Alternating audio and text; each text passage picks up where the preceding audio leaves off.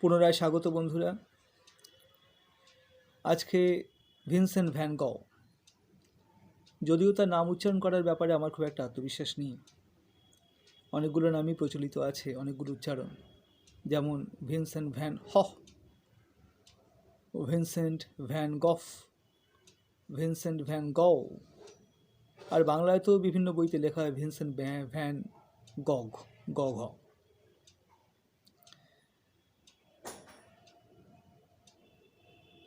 তার জীবন সম্পর্কে আলোচনার শুরুর আগে আমি ভিনসেন্ট ভ্যান গঘের কতগুলো উপলব্ধি ভাগ করে নিতে চাইব, যেটা মনে হয়েছে আমার।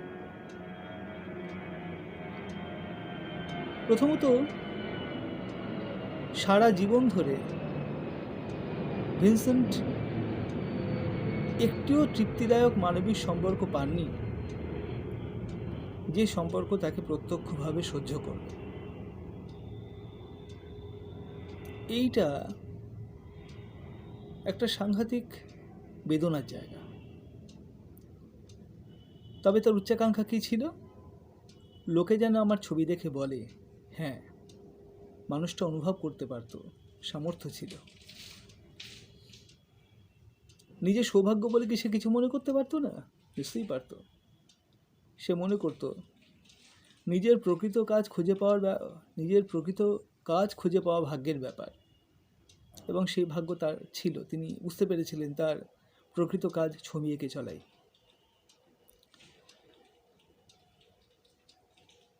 তিনি প্রকৃতি সাধক ছিলেন। তিনি উপলব্ধি করেছিলেন প্রকৃতির কাছে সমর্পিত হতে পারলে প্রকৃতিও নিজের গোপন রূপ উন্মোচন করে আমাদের কাছে। তার সমস্ত ছবি, বেশিরভাগ ছবি এই প্রকৃতির গোপন রূপ উন্মোচনেরই ছবি। তিনি বিশ্বাস করতেন, আমি যদি আমার কাজে সৎ থাকি তাহলে আমার কাজই আমায় রক্ষা করবে। আর তার শেষ দিনের উপলব্ধি, যা মৃত্যুর ঠিক আগে তার ভাইয়ের সামনে তিনি উচ্চারণ করেছিলেন, তা হলো, এই বিষণ্ণতা রয়ে যাবে চিরকাল। The sadness will last forever. Upper middle class Protestant পরিবারের 6 সন্তানের মধ্যে সবচেয়ে বড় ছিলেন ভিনসেন্ট। তার জীবন সম্পর্কে আমাদের কাছে সবথেকে নির্ভরযোগ্য উৎস হচ্ছে তার লেখা চিঠি। তিনি 19 বছর বয়স থেকেই চিঠি লেখার অভ্যেস তৈরি করেছিলেন। তার চিঠির মধ্যে সাহিত্যগুণ ভরপুর। উইনস্টন হিউ ওয়ার্ডেনের মতো কবি তার চিঠির কাব্যগুণে উচ্ছ্বসিত ছিলেন। আসলে ভ্যান গঘ পড়তেন খুব। John Bunyan, John Keats, Balzac, Voltaire, Emile Zola, Flaubert, George Eliot, Charlotte Bronte, Charles Dickens, Harriet Beecher Stowe. 4টি ভাষা জানতেন: ডাচ, ফ্রেঞ্চ, ইংলিশ এবং জার্মান। ওই 4টি ভাষাতে বাইবেলের নিজের অনুবাদ ও ব্যাখ্যা প্রকাশ করবেন ভেবেছিলেন। বন্ধু গগান বলেছিলেন, মানে যখন বন্ধুত্ব প্রগাঢ় প্যারিসে, ভ্যান গঘ বড্ড বেশি পড়ে। কিন্তু ভ্যান গঘ নিজে কি মনে করতেন?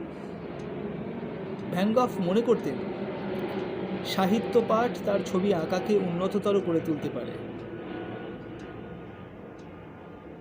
কাজেই সাহিত্য পাঠ শিল্পের যে কোনো শাখায় যারা বিচরণ করছেন তাদের কাছে অবশ্যম্ভাবী, তাদের পড়তেই হবে। সম্মিলিত 903খানা চিঠি পাওয়া গেছে, যা ভিনসেন্টের সঙ্গে ওতপ্রোতভাবে জড়িয়ে। এর মধ্যে ভিনসেন্ট নিজে লিখেছিলেন 820টা, পেয়েছিলেন 83টা। প্রায় 18 বছর ধরে 651টা চিঠি তিনি লিখেছিলেন থিওকে, কেননা থিওই ছিল তার আনফেইলিং হেল্পার, পেট্রোনাইজার, ফিনান্সিয়ালি অ্যান্ড ইমোশনালি। 18 বছর ধরে 651টা চিঠি তিনি লিখেছিলেন থিওকে।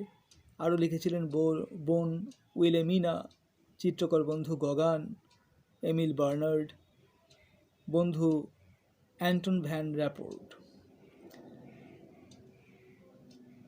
বন্ধু অ্যান্টন ভ্যান র্যাপোর্ট হচ্ছেন সেই মানুষটি যিনি তার পটেটো ইটার্স ছবিকে ব্যর্থ বলেছিলেন, যা ভ্যান গফ মানতে পারেনি, কেননা তার মতে ওইটাই এখনো পর্যন্ত, মানে তখনও পর্যন্ত তার শ্রেষ্ঠ ছবি।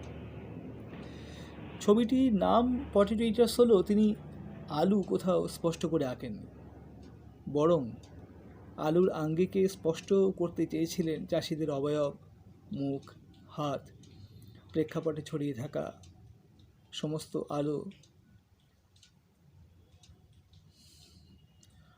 তো চিঠিগুলো মূলত তিনি 3টে ভাষায় লিখেছিলেন, 585টা ডাচ, 310টা ফ্রেঞ্চ এবং ইংরেজিতে লিখেছিলেন 6টা। থিও প্রায় সবগুলোই সংরক্ষণ করেছিল, কিন্তু থিওর চিঠি সব ভ্যান গফ সংরক্ষণ করেননি। আসলে তিনি খুব উদাসীন ধরনের মানুষ ছিলেন, কোনো কিছু সংরক্ষণ করে রাখা তার ঠিক ধাতস্থ ছিল না। থিও ছিল বলে তার প্রায় 2000-এর উপরে ছবি আমরা পেয়েছি, তার চিঠিগুলো পেয়েছি। ভিনসেন্ট ভ্যান গফ যা হয়েছেন তার অনেকটাই থিওর নির্মাণ, তার ভাই। তো যাই হোক, তিনি যদিও থিওর যে চিঠিগুলোতে উত্তর দিত সেগুলো ভ্যান গফ সংরক্ষণ করেননি, তবু 40টা মতো চিঠি পাওয়া গেছে। সন্ধেবেলায় পেন্টিং শেষ হয়ে গেলে রাতের যে গভীর একাকিত্ব নামতো, সেই সময় ভ্যান গফ চিঠি লিখত থিওকে। চিঠিতেও তিনি 242টা মতো স্কেচ করেছিলেন। চিঠিগুলো বলাই বাহুল্য আন্তরিকভাবে স্বীকারোক্তিমূলক, এগুলো যে কখনো ছাপা হবে ভাবাই হয় না। ভিনসেন্টরা পারিবারিকভাবেই আর্ট ডিলার ছিলেন। তার কাকা কর্নেলিয়াস মেরিনোস এক আর্ট গ্যালারির মালিক ছিলেন। বিখ্যাত আর্ট ডিলিংয়ের কোম্পানি গুপিল অ্যান্ড কোম্পানি, তার মালিকও তিনিই ছিলেন। তিনি অবশ্য ভ্যান গফকে নিয়ে হতাশ ছিলেন।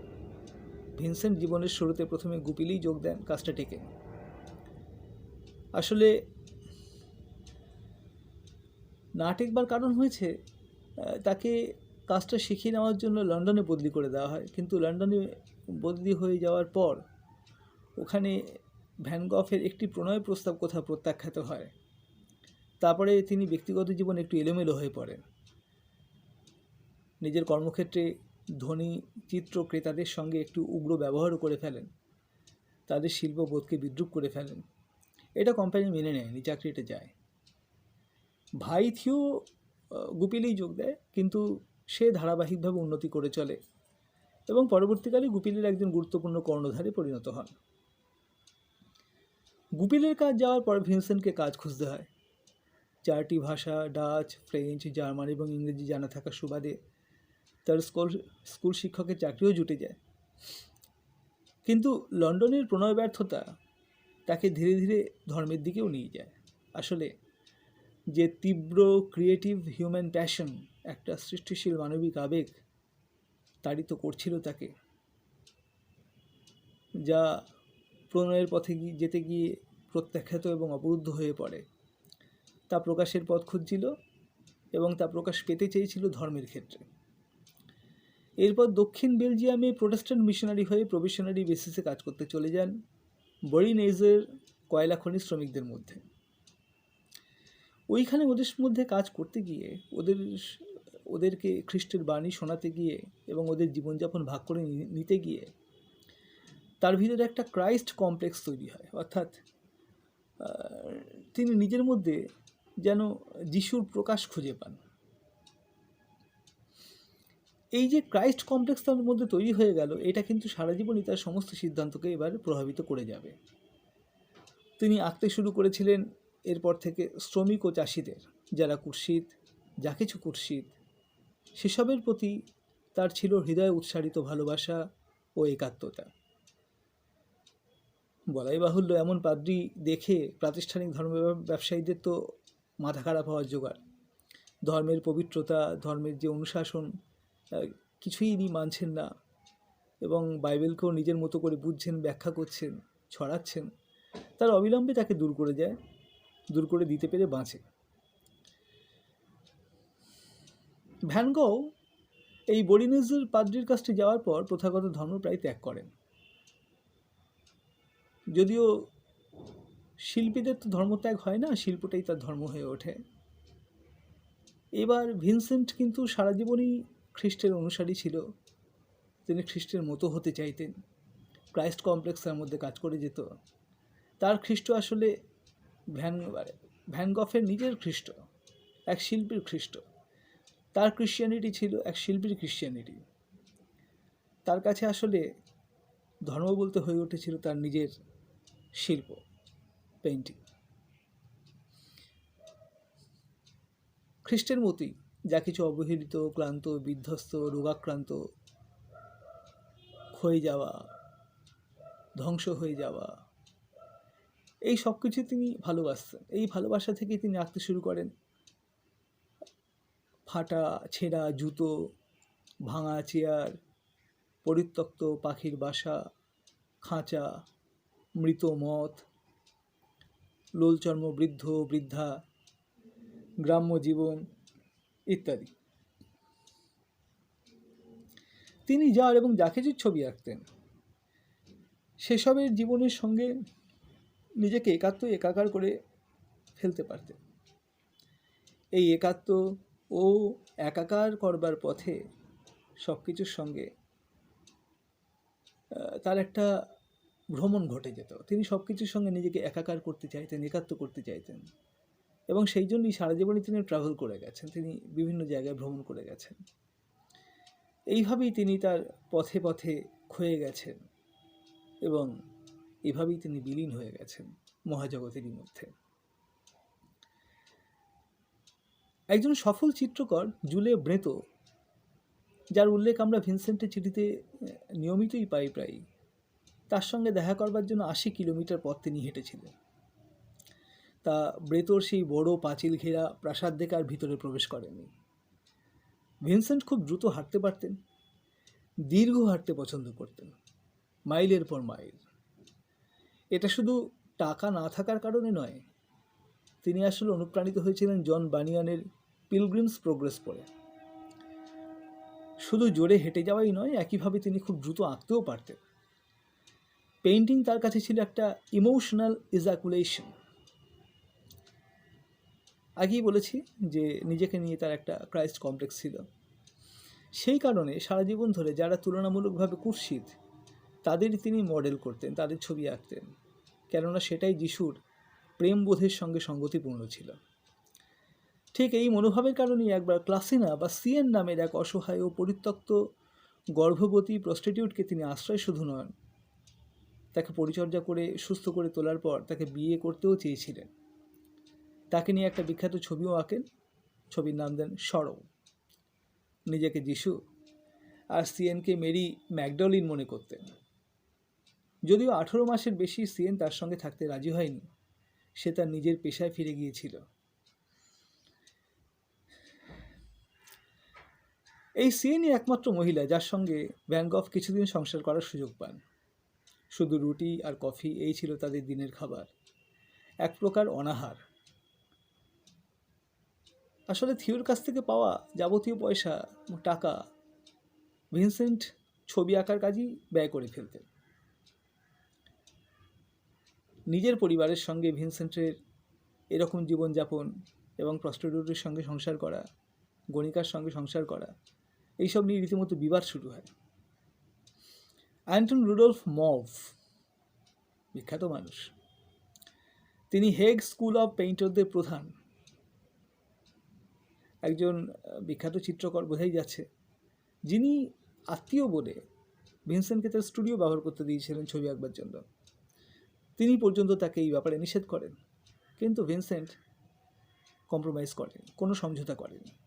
মভ তার সঙ্গে সম্পর্ক ত্যাগ করার কথা বললেও করেন। এই মভের কাছে তিনি যে শুধুমাত্র স্টুডিও ব্যবহারের অনুমতি পেয়েছিলেন তা নয়, তিনি শিখতেও শুরু করেছিলেন। মভ তাকে শেখাবেন বলে রাজি হয়েছিলেন। মভের অন্যতম বন্ধু ছিল জোসেফ ইসরায়েল। ইসরায়েলের ছবি নিয়ে তারা আলোচনা করতেন।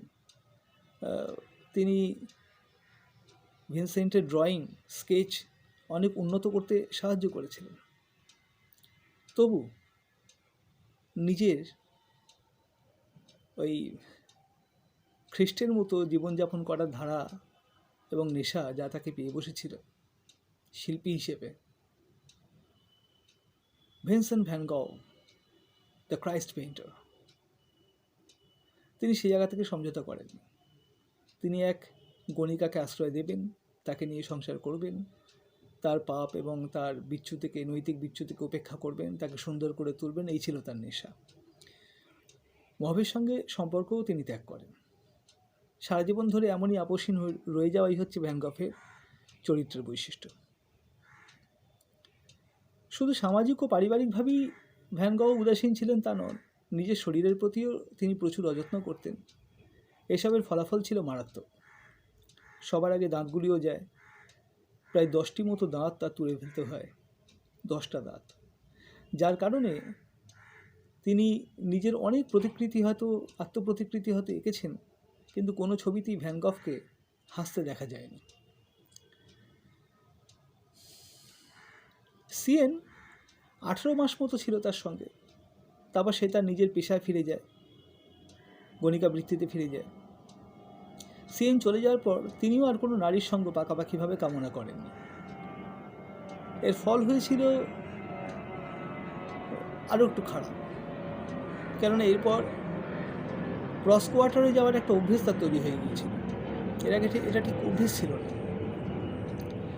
এবং পরিণতি হিসেবে গনোরিয়া, সিফিলিস এইসব রোগে ভুগেছেন, যা ভবিষ্যতে তার এপিলেপটিক ফিটের ব্যামো তৈরি করে, যেটা ইনসানিটিতে পৌঁছায়, তার পাগলামিতে পৌঁছায়, উন্মত্ততায় পৌঁছায়। যদিও মস্তিষ্কের রোগ ছিল তাদের জিনগত, তার অমন অভিজাত নিয়ম মেনে চলা ভাই থিও সে পর্যন্ত মস্তিষ্কের সংক্রমণে মারা যায়। থিওর রোগটিকে ডাক্তাররা চিহ্নিত করেছিলেন dementia paralytica, a kind of brain infection. সেই ভাইও এই ব্রেন ইনফেকশনের কারণে ভিনসেন্ট মরে যাওয়ার 6 মাসের মাথায় মারা যায়, অর্থাৎ একই বছরে তাদের দুজনের প্রায় মৃত্যু ঘটে। থিও সবসময় ভিনসেন্টের কাছে এক অব্যর্থ অর্থনৈতিক আবেগগত আশ্রয় ছিল। ভাইয়ের এই সহায়তার উপরে ভিত্তি করেই ভিনসেন্টের এই চিত্রকর জীবনযাপনে ঝাঁপিয়ে পড়া। ভিনসেন্ট যদি পাখি হয়, থিও তার 2 ডানা। নিজের তো আর অন্য কোনো অর্থনৈতিক উৎস ভ্যান গঘের ছিল না। তখন প্যারিস ছিল ইমপ্রেশনিস্ট ক্লড মনের প্যারিস। থিওর ডাকে ভিনসেন্ট প্যারিসে আসে, ক্লড মনের কাজের সঙ্গে পরিচিত হন। থিও তাকে পরিচয় করিয়ে দেয় আরও যারা পরবর্তীকালে প্রখ্যাত হবেন তেমন নব্য পোস্ট ইমপ্রেশনিস্ট চিত্রকরদের সঙ্গে, যেমন গগান, সেজন, লটরেক, সিউরা ইত্যাদি। প্যারিসে একসঙ্গে থাকা 2 ভাইয়ের কাছে সুখকর ছিল, কিন্তু থিওর কাছে চাপের হয়ে উঠছিল। স্থান সংকুলান এবং অনিয়মিত, উদাসীন, এলোমেলো জীবনযাপন ভিনসেন্টের, এইসব। যদিও থিও ভিনসেন্টের কাছে ফ্রেন্ড, ফিলোসফার অ্যান্ড গাইড ছিল বরাবরই। থিও তাকে বরাবর বুঝিয়ে গেছে, দেখো প্যারিসে তুমি অনেক নতুন স্টাইল শিখছো, যেমন বিভিন্ন রকম ইমপ্রেশনিস্টিক টেকনিক। জর্জ সিউরার কাছ থেকে শিখছো তুমি ক্রোমো লুমিনারিজম, পয়েন্টিলিজম। লট্রকের কাছ থেকে মানুষের কীভাবে পোর্ট্রেট করতে হয়।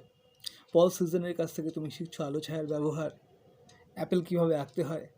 তুমি শিখছো বিভিন্ন রকম রং নিয়ে পরীক্ষা নিরীক্ষা।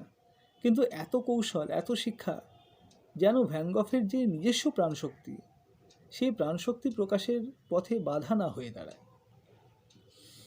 এই ব্যাপারে কিন্তু থিও ছিল খুব আনকম্প্রোমাইজিং অ্যাডভাইজার। পরবর্তীকালে সেন্ট রেমিতে থাকাকালীন ভ্যান গঘ যে স্টারি নাইট বলে ভুবন বিখ্যাত ছবি আঁকে, যেখানে রাতের আকাশ ঘূর্ণায়মান, নক্ষত্র ঘূর্ণায়মান, চাঁদ ঘূর্ণায়মান, সমস্ত প্রেক্ষাপট ঘূর্ণায়মান, হোয়ার্লিং স্টার, হোয়ার্লিং স্কাই, হোয়ার্লিং মুন, হোয়ার্লিং এয়ার ও হোয়ার্লিং পার্সপেক্টিভ, যে ছবি তো ব্যক্তিগতভাবে আমাকে খুব চমকে দিয়েছিল আমি যখন প্রথম এই ছবিটির মুখোমুখি হই। কিন্তু এই ছবিটির সম্পর্কেও থিও ছিল খুব আনকম্প্রোমাইজিং। সে কিন্তু ভিনসেন্টকে বলেছিল, তোমার স্টাইলের প্রতি যে আকর্ষণ, যে আসক্তি, তা কিন্তু তোমার ভিতরকার যে প্রচণ্ডতা, প্রাণশক্তির যে প্রচণ্ডতা, তাকে কিন্তু আবরিত করে ফেলছে, ঢেকে দিচ্ছে। এই ছবিতে একই ব্যাপার ঘটে গেছে। যাই হোক, উল্টো দিকে ভিনসেন্টও কিন্তু থিওকে ক্লান্তিহীনভাবে বুঝিয়ে গেছে যে তার উপরে যে খরচা সে করে চলেছে সেটা কিন্তু বাজে বিনিয়োগ নয়, একদিন থিও সব ফিরে পাবে সুদে আসলে বহু গুণে। তাই ঘটেছে। এখন অবশ্য তার সেটা যে ঘটেছে সেটা ভিনসেন্ট এবং তার ভাই থিও এই দুজনের কেউই দেখে যেতে পারেনি। প্যারিসে যখন ছিল, থিও চেষ্টা করেছিল ভিনসেন্টকে নিয়ে নিজের আর্ট গ্যালারিতেও ছবি রাখবার চেষ্টা করেছিল। যারা নব্য ইমপ্রেশনিস্টিক পেইন্টার্স যারা তখনও পর্যন্ত বিখ্যাত হননি তাদের নিয়েও কিছু প্রদর্শনীর ব্যবস্থা করেছিলেন। ভিনসেন্টের তো মাথায় এরকমও আইডিয়া এসেছিল যে পেইন্টারদের নিয়ে তিনি একটা কমিউনিটি তৈরি করবেন, একটা কলোনি বানাবেন কোথাও। তা সব মিলিয়ে প্যারিসে থাকাকালীন ভিনসেন্ট 230টার মতো ছবি এঁকেছেন। এই নেদারল্যান্ড থেকে প্যারিসে চলে আসা ভিনসেন্টের ছবিগুলোর মধ্যে একটা গুণগত পরিবর্তন ঘটায়।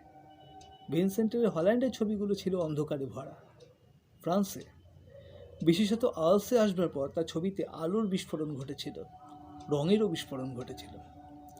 এবার প্যারিস থেকে কেন তিনি আলসে আসলেন সে সম্পর্কে যদি বলতে চাওয়া হয় তাহলে শুরু করতে হবে জাপানকে নিয়ে। 1884-তে জাপান গোটা পৃথিবীর কাছে উন্মোচিত হয়। প্যারিসে জাপানি শিল্পকলা নিয়ে উন্মাদনা শুরু হয়, ভ্যান গঘও প্রভাবিত হয়। জাপানের ওই রকম উজ্জ্বল আলোর কাজ, রঙের কাজ তারা তাদের শিল্পকর্মের মধ্যেও আনতে চাইল, কিন্তু তার মনে হলো যে ওরকম পরিবেশ ছাড়া ওরকম শিল্পকর্ম সৃষ্টি করা সম্ভব নয়। এবার জাপানের মতো রৌদ্রোজ্জ্বল পরিবেশ কোথায় পাওয়া যেতে পারে না, উত্তর ফ্রান্সে তা পাওয়া যাবে না, প্যারিসে তো একেবারেই না, যেতে হবে দক্ষিণ ফ্রান্সে, দক্ষিণ ফ্রান্সের আলসে। কাজেই জাপানের রৌদ্রোজ্জ্বল পরিবেশ পাওয়ার জন্যই উত্তর ফ্রান্সের প্যারিস থেকে দক্ষিণ ফ্রান্সের আলসে ভিনসেন্ট চলে আসে। এই আলসে এসে এমনিতেই ভিনসেন্ট ভ্যান গঘ ছিল খুবই পরিশ্রমী মানুষ, অলস মানুষ ছিলেন না, পরিশ্রমী শিল্পী। দ্রুত আঁকতে পারতেন এবং খুব মনোসংযোগ করতে পারতেন সারাদিন ধরে, অন্য কোনো কাজে তার ঠিক মনই আসতো না।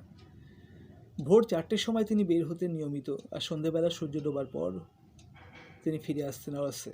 একটি হলুদ বাড়ি ভাড়া নিয়েছিলেন, দ্য ইয়েলো হাউস। এটিও বিখ্যাত হয়ে আছে তার ছবির কল্যাণে। তিনি বাড়িটির ছবি এঁকেছেন, বাড়ির ভিতরের বেডরুমের ছবি এঁকেছেন। তো এই আলসের এই হলুদ বাড়িটিতে তিনি ছিলেন। প্রায় 187টা ছবি আঁকেন ওখানে।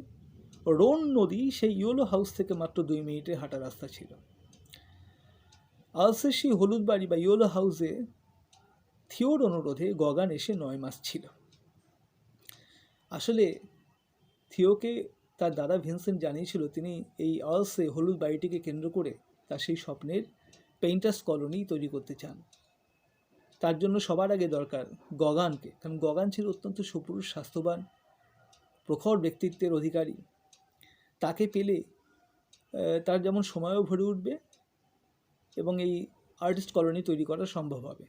আর গগানের মধ্যে এমন একটা বেপরোয়া ভাব ছিল যেটা ভ্যান গঘকে খুব টানতো।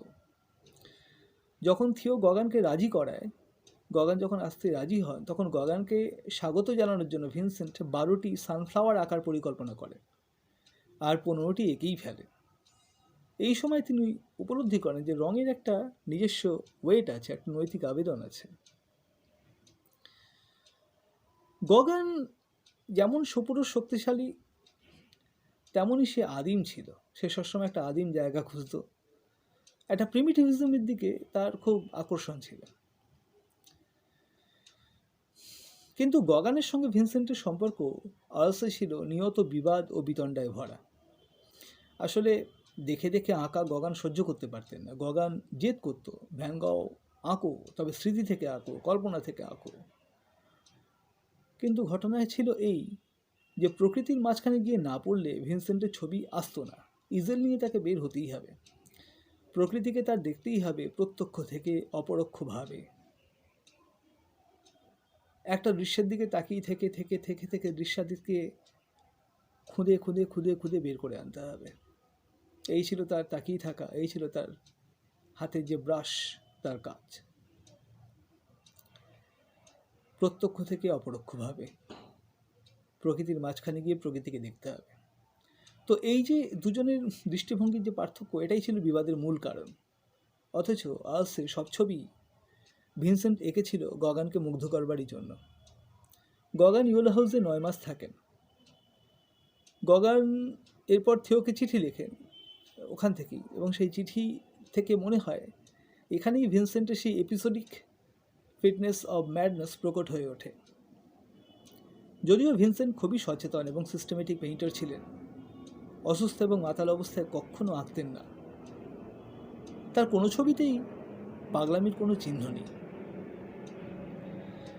এই ইয়েলো হাউস আরেকটা কারণে বিখ্যাত, তার কান কাটার ঘটনা এখানেই ঘটে। অনেকে বলেন পাগলামি করে ভিনসেন্ট নিজের কানের লতি কেটে আর্লসের র্যাচেল নামের এক গণিকাকে দিয়ে আসেন, কিন্তু ঘটনা আরও অন্য রকমেরও হতে পারে। অনেকে এটাও বলেন, এই নিয়ে বিভিন্ন গ্রন্থ তারা রচনা করেছেন, রিসার্চ ওয়ার্ক করেছেন। তাদের বক্তব্যটা এরকম যে ভিনসেন্ট গগানকে ভালোবাসলেও, তার সঙ্গ কায়মনোবাক্যে কামনা করলেও গগান কিন্তু ছিল অনেকটাই সুযোগ সন্ধানী আর হৃদয়হীন। সে মনে করত ইয়েলো হাউসে থেকে সে ভিনসেন্ট ও তার ভাই থিওকে অনুগ্রহ করছে। মাঝে মাঝেই গগান ভয় দেখাতো সে আর এখানে থাকবে না, কোনো পেইন্টার্স কলোনি তৈরি করা তার পক্ষে সম্ভব নয়। নিজের শরীর, স্বাস্থ্য, ছবি আঁকার ক্ষমতা সব দিক থেকেই সে ভিনসেন্টের চেয়ে নিজেকে অনেক উচ্চ স্তরের ভাবত। যে কোনো পাবলিক প্লেসে, এমনকি গণিকালয়তেও সে সেটা জাহির করত। সেই রাতেই ভিনসেন্ট ও গগানের বিবাদ এমন চরমসীমায় পৌঁছে যায় যে শক্তিশালী গগানের হাতে ভিনসেন্ট প্রহৃত হন ও গগাও ভিনসেন্টের কানের লতি কেটে নেয়। তারপর মদ খেতে চলে যায়। ফিরে এসে ভ্যান গগকে সুস্থ অবস্থা দেখে ধাতস্থ হয়ে আর সেখানে থাকার সাহস করে।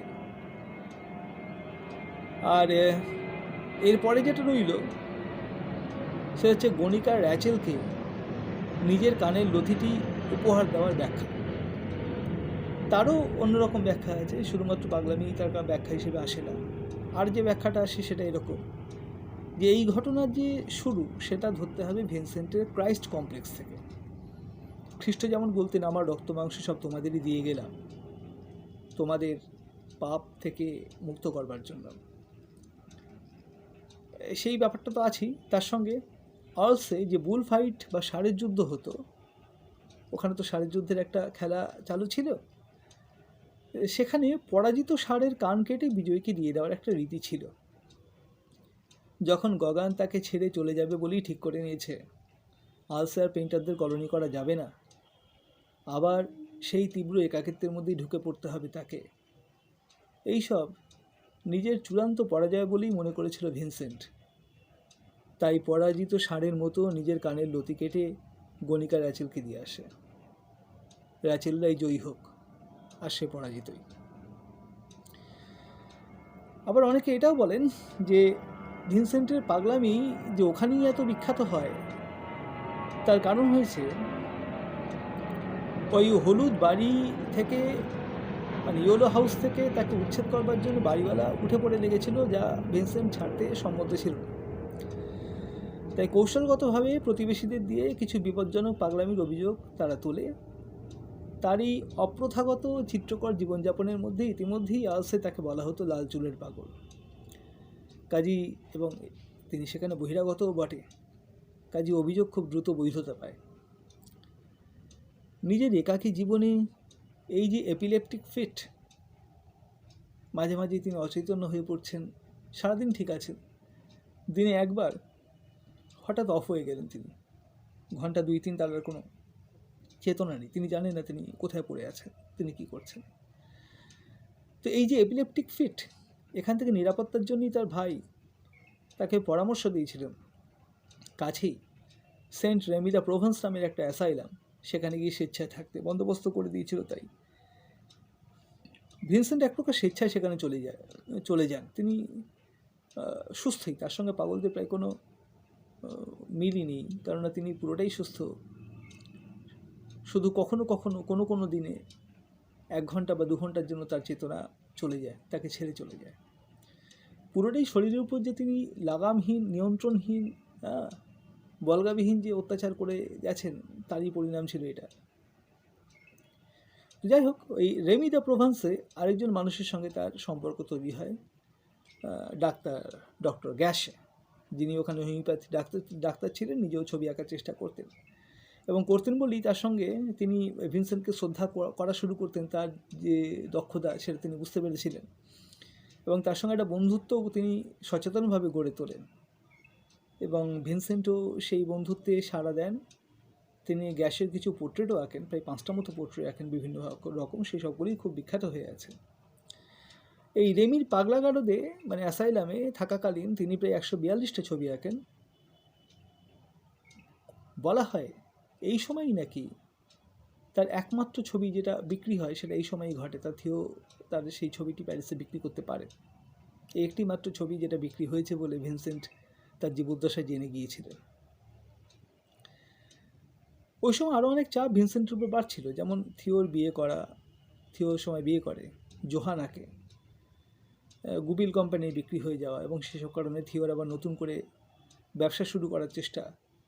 তার মনে হয়েছিল সেই যেমন নিজের সারা জীবন ব্যর্থ, তেমন তার সমস্ত ব্যর্থতার ভার সে তার ভাইয়ের উপর চাপিয়ে দিচ্ছে, যার উপরে এখন সে একটা পাহাড় প্রমাণ বোঝা, একটা মারাত্মক চাপ সে তৈরি করেছে তার ভাইয়ের উপরে।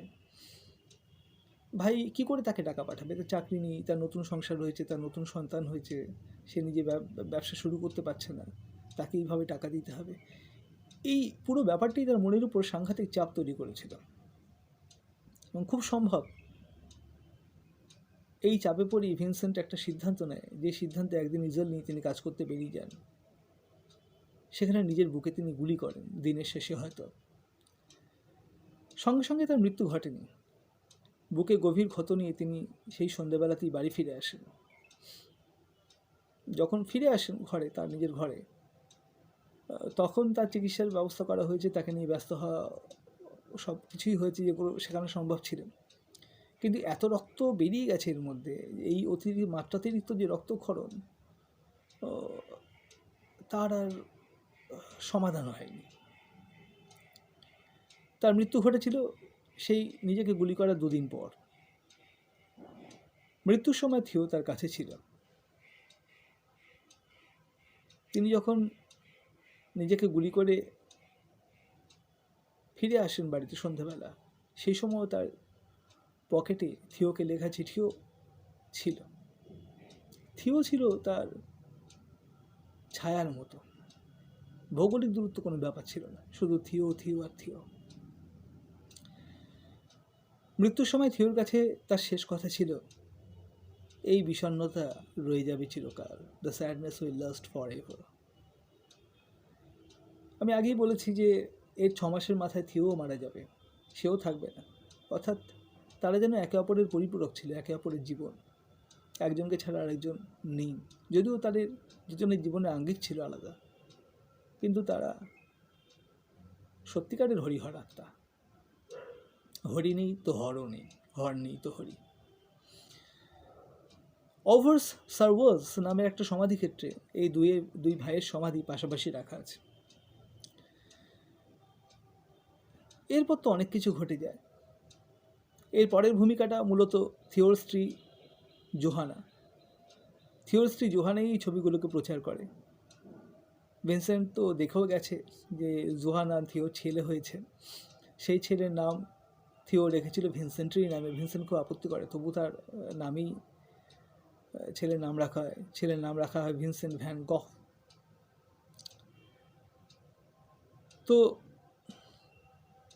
থিও মরে যাওয়ার পর জোহানা যখন সেই থিওর কাছে গুছিয়ে রাখা সমস্ত চিঠিগুলো পড়ে, তখন সে এত প্রভাবিত হয়ে পড়ে যে তার সারা জীবনের ব্রত এরপরে হয়ে পড়ে ওই চিঠিগুলোর অনুবাদ,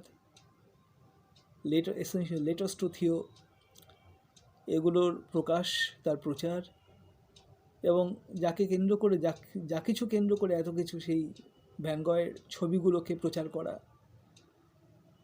এই তো ভিনসেন্ট ভ্যান গহ নামে যে ছেলেটি বড় হলো, সেও বড় হয়ে তার মায়ের পথে অনুসরণ করলো, তার বাবা এবং কাকার ছবি সে প্রচার করলো এবং মানুষ বুঝতেও পারলো যে কি বিরাট প্রতিভা পৃথিবীতে হেঁটেছিল, কাজ করেছিল।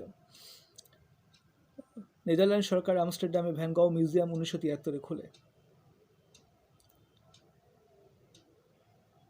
ভিনসেন্টের প্রায় 2100টা ছবি ওই মিউজিয়ামে রাখা আছে, যার মধ্যে 860টা অয়েল পেন্টিং, যা সবগুলোই প্রায় জীবনের শেষ 2 বছরের কাজ ভিনসেন্টের। ভিনসেন্টকে বিখ্যাত করবার জন্য জোহানা ভ্যান গঘের ভূমিকা উল্লেখযোগ্য আমি বলেছি, তার ছেলের ভূমিকা উল্লেখযোগ্য বলেছি, আরেকজনের কথা বলা হয়নি। জোহানা ভ্যান গঘের দ্বিতীয় স্বামী, তার নাম হচ্ছে কোহেন গসচক, তিনি একজন পেইন্টার ছিলেন। ইনিও কিন্তু তার দ্বিতীয় স্ত্রীর সঙ্গেই, মানে জোহানার সঙ্গেই এই কাজে মনোনিবেশ করেছিলেন। জোহানা নিজেও অত্যন্ত গুণী মহিলা ছিলেন। তিনি ছিলেন ইংরেজি সাহিত্যের ছাত্রী, দক্ষ অনুবাদক, চিঠিগুলোর ইংরেজি অনুবাদ তো তিনিই করেন। ভ্যান গঘের ফ্যামিলি হিস্ট্রিও উনিই লেখেন। তিনি বিখ্যাত পিয়ানোবাদকও ছিলেন। মাত্র 28 বছর বয়সে তার সঙ্গে থিওর বিয়ে হয়, আর 29 বছর বয়সে তিনি বিধবা হন। কিন্তু থিওকেই তিনি সারা জীবন ধরে বুকে বয়ে নিয়ে বেরিয়েছিলেন। থিওর প্রতি ভালোবাসাই ওই চিঠিগুলোর দিকে তাকে নিয়ে যায়, এবং চিঠিগুলো পড়েই তিনি ভিনসেন্টকে ভালোবেসেছিলেন থিও হয়ে। থিওর অর্ধাঙ্গিনী থিওর মৃত্যুর পর থিওর ভূমিকাই পালন করে। থিও যেটা কম বয়সে মরে যাওয়ার জন্য করে যেতে পারেনি। সারা জীবন তিনি বিনিয়োগ করেছিলেন ভিনসেন্ট ভ্যান গঘের প্রতিভার প্রচারে, ভাগ্যিস করেছিলেন। জোহানা ভ্যান গঘকে আমাদের প্রণাম। তিনি না করলে আজকে এত বড় প্রতিভার আলো হয়তো আড়ালেই থেকে যেত আমাদের, এবং সেই আলো যদি আড়ালে থেকে যায়, তাহলে সেই আলো চোখে না এসে পড়লে তো আমরা আমাদের জীবনের প্রকৃত পথগুলো দেখতে পাবো না। জগতের কিছু কিছু আলো আমাদের চোখ স্পর্শ না করে গেলে মহৎ পথগুলো কোনোদিন খোলে না আমাদের কাছে। যাই হোক, আজকে এই পর্যন্ত। আবার দেখা হবে পরের ভিডিওতে আমার অন্য কোনো পছন্দের বিষয় নিয়ে। ধন্যবাদ।